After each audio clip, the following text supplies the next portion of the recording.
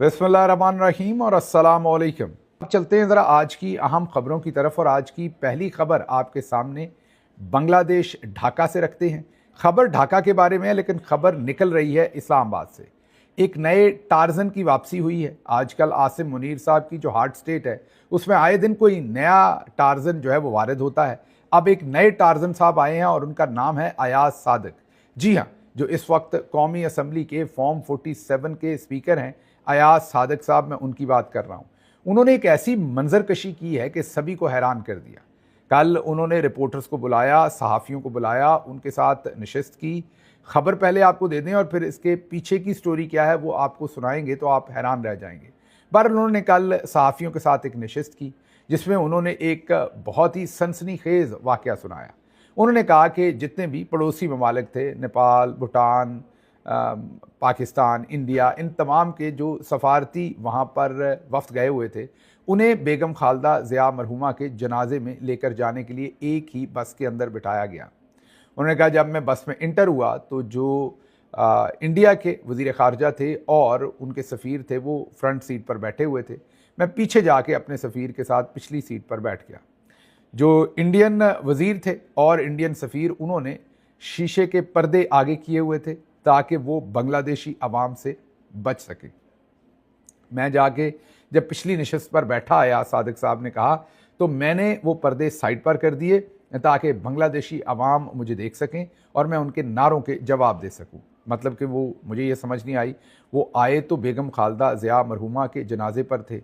अयाज सादिक साहब जिनके निकलने पर शायद लाहौर में भी कोई नारे नहीं मारता, उनके एजाज़ में बांग्लादेश में नारे क्यों मारे जाएंगे, ये मेरी समझ से बाहर है।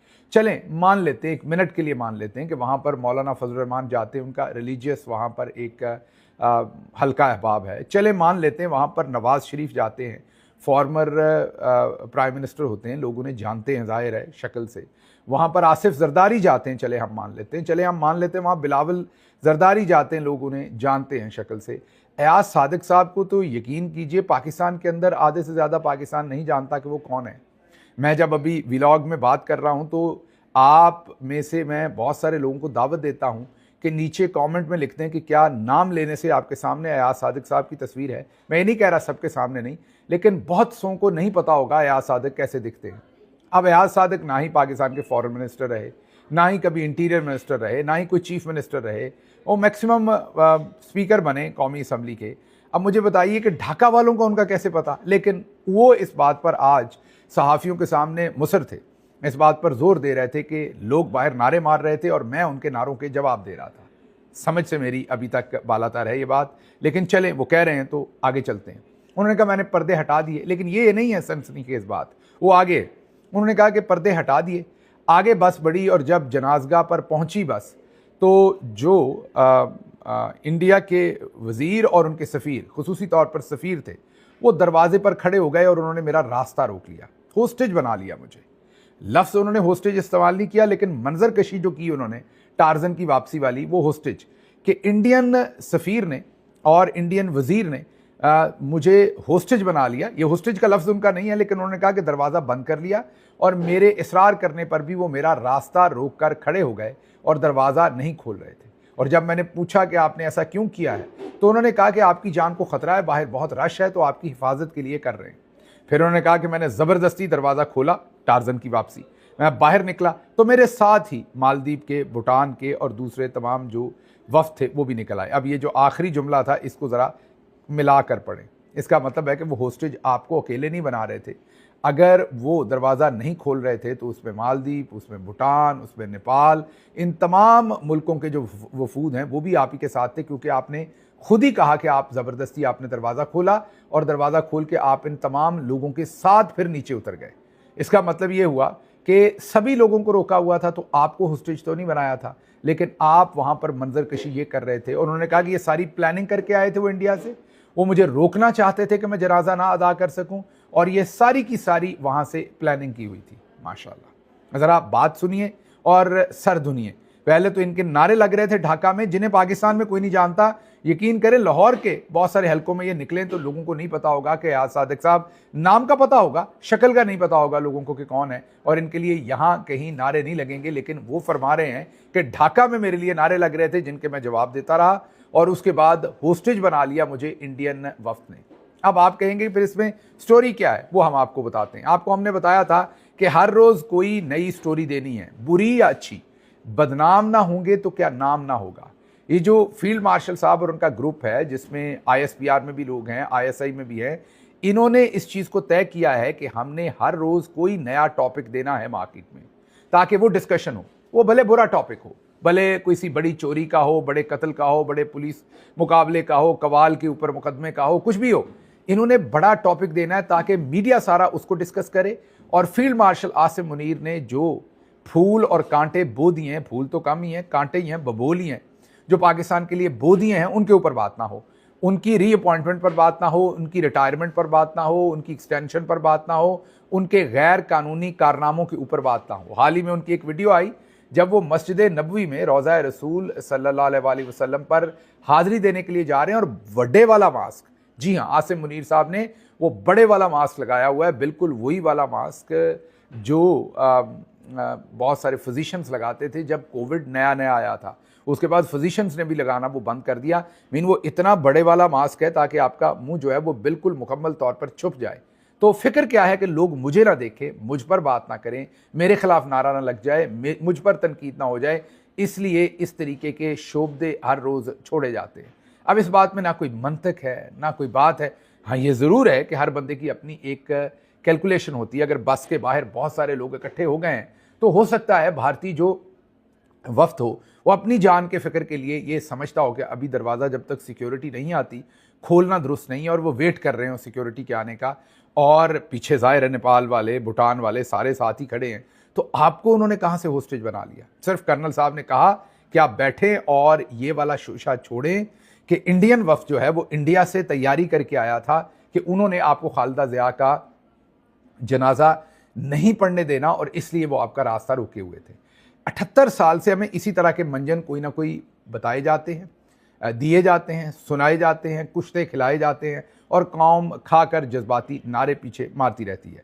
तो ये आज का ब्लूपर कह लें, इसे एक स्टूपिड टार्जन की वापसी का किस्सा था, वो समझ लें, या इसको जो भी समझना है। ये आज की पहली खबर हमने इसलिए रखी कि अभी ये मीडिया में फैलेगी। थोड़ी देर पहले ही ये हमने इसको सोशल मीडिया पर फैलते देखा, तो हमें लगा कि इसको वक्त से पहले आपको ये पता होना चाहिए। अगली जो एक और चीज़ डेवलप हो रही है जो आपके सामने रखनी ज़रूरी है, वो है पाकिस्तान के अंदर इस वक्त फाइनेंस मिनिस्टर जो हैं उनका डिपार्चर इस वक्त प्लान किया जा रहा है। सबसे पहले तो याद कीजिए कि इसहाक डार साहब, जी हाँ, इसहाक डार साहब जो हैं उन्होंने ही पाकिस्तान की इकॉनमी को यहाँ तक पहुँचाया था, लेकिन फिर ये कहा गया कि वही ठीक करेंगे।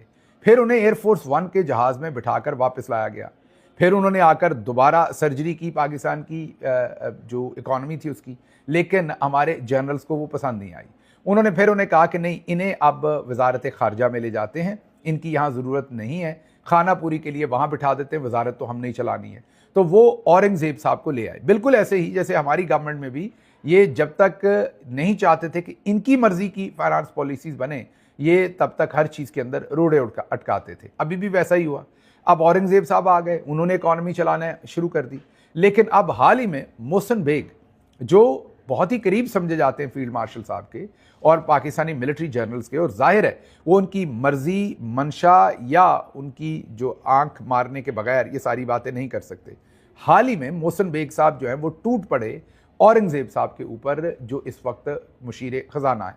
उन्होंने यहाँ तक कह दिया कि इनको फांसी लगा देनी चाहिए, इन्होंने जो जुर्म किए हैं और पाकिस्तानी इकॉनमी का सत्यानाश किया है। अब ये सारा मामला तो हो गया। जो औरंगज़ेब साहब थे, जैसे मैंने आपको बताया कि अब उनका डिपार्चर इसलिए तय हमें लग रहा है कि मोहसिन बेग उन पर कभी भी हमलावर ना हों अगर जनरल्स जो हैं वो उनको इशारा ना करें। लेकिन मज़े की इसमें सबसे बड़ी बात यह है कि मोहसिन बेग भी दोबारा इशारा यही कर रहे हैं कि इसहाक डार को ही वापस लाएं। तो इन जनरल्स के खिलवाड़ की समझ नहीं आती कि पहले इसहाक डार को निकालें, उसने मनी लॉन्ड्रिंग की हुई है, उसको बाहर निकाल दिया, फिर वो उनको एयरफोर्स का जहाज़ भेजकर वापस बुला लिया, फिर वो वापस आ गए तो उन्हें दोबारा से फाइनेंस मिनिस्टर से, तो फिर वजीर खारजा, तो फिर अब औरंगजेब साहब की छुट्टी, तो अब दोबारा इसहाक डार। इन्हीं खेलों के अंदर पाकिस्तान की तबाही हो रही है। जब इनसे पूछें तो ये कहते हैं पाकिस्तान की तबाही के तमाम जिम्मेदार जो हैं सिविलियन हुक्मरान हैं, लेकिन खुद गौर करें कि सर्जरी पे सर्जरी कैसे कर रहे हैं, और वो भी जाली तरीके से। अब आगे चलते हैं। अगला कारनामा था तो छोटा, हमने आपके सामने रखा था, लेकिन अब वो बढ़ता जा रहा है।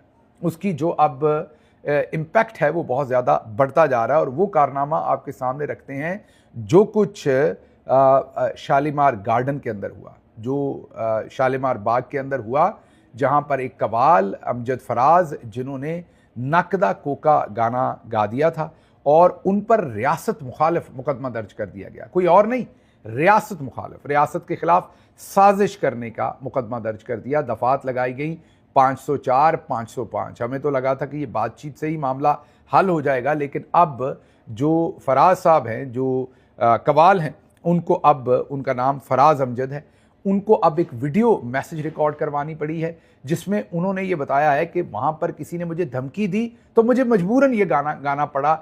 आप सोचिए कि उनके ऊपर बगावत और रियासत के खिलाफ साजिश का मुकदमा दर्ज किया है। एक कवाल के जहन पर, दिल पर, दिमाग पर, उनकी पूरी जो कवाल पार्टी, पीछे तालियां बजाने वाले। अब इस मुकदमे को देखें, अगर ये अदालत में चले तो उसमें जाहिर है, जब आप फौजदारी मुकदमात जो चलाते हैं तो उसमें सभी का जो रोल होता है वो बहुत ही एहतियात के साथ मुतय्यन किया जाता है, क्योंकि उन्हें सज़ाएं दिलवानी होती हैं। फॉर एग्जांपल, अगर 4 लोग लड़ते हैं कहीं, तो बताया जाता है कि इस शख्स ने खंजर मारा, ये पीछे खड़ा था, इसने खंजर पकड़ाया, वो जो पीछे खड़ा था उसने ललकारा मारा कि पकड़ लो, मार डालो इसे। तो हर एक का रोल है, और फिर रोल के हिसाब से उसे सज़ा मिलती है। ऐसे ही अगर साजिश और बगावत का केस होगा तो उसमें भी सभी को रोल असाइन किया जाएगा कि उन्होंने क्या जुर्म किया,